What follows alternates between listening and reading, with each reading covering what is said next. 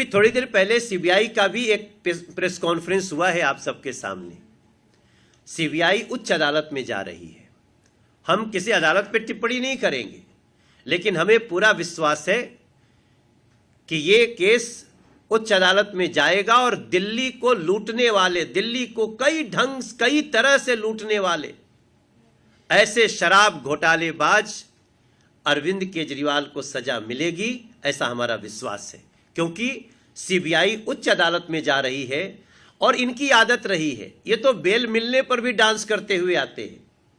तो एक निचली अदालत के और ये कहते हुए कि हमें साक्ष्यों की कुछ कमी आ रही है, वो साक्ष्य सारे सीबीआई के पास हैं और वो साक्ष्य सारे उन सारी एजेंसियों के पास हैं। हमें पूरा विश्वास है कि ऐसे भ्रष्टाचारी को उच्च अदालत में सजा मिलेगी।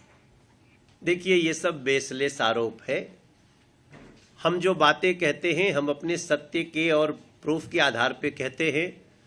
आज सही मायने में एजेंसी स्वतंत्र रूप से काम कर रही है और कांग्रेस जो जैसा करता है वैसा ही दूसरों को देखता है, वो ऐसा करते होंगे। वर्तमान में सारी एजेंसी स्वतंत्र हैं और हमें उनकी निष्पक्षता, निर्भीकता पे विश्वास। ऐसे बेसलेस आरोपों का हम क्या कह सकते हैं, लेकिन हम हैरानी के साथ और सारे, चूंकि हम अदालतों का सम्मान करते हैं, इसलिए कानून की बात तो अदालत में ही होगी और उसको हम ये लड़ेंगे भी, जीतेंगे भी, ऐसा हमारा विश्वास है। अब देखिए, सौरभ भारद्वाज की टिप्पणी ही बताती है कि उन्होंने बहुत सारे साक्ष्यों को लटका दिया कहीं ना कहीं। ये लोग साक्ष्यों को, प्रमाणों को लटका करके मतलब नष्ट करने का ये लोग आदी हो गए हैं। लेकिन आप कहां तक लटकाओगे और उसको समाप्त करोगे? ये भावना सोचिए कि किसी अधिकारी को आप सार्वजनिक रूप से लटकाने की, मारने की बात कर रहे हो, तो जो व्यक्ति लोग अधिकारियों को मारने की बात कर सकता है उस साक्ष्यों को कैसे रहने देगा? ये अपने आप में उनके साक्ष्य मिटाने की नीति को बता रहा है।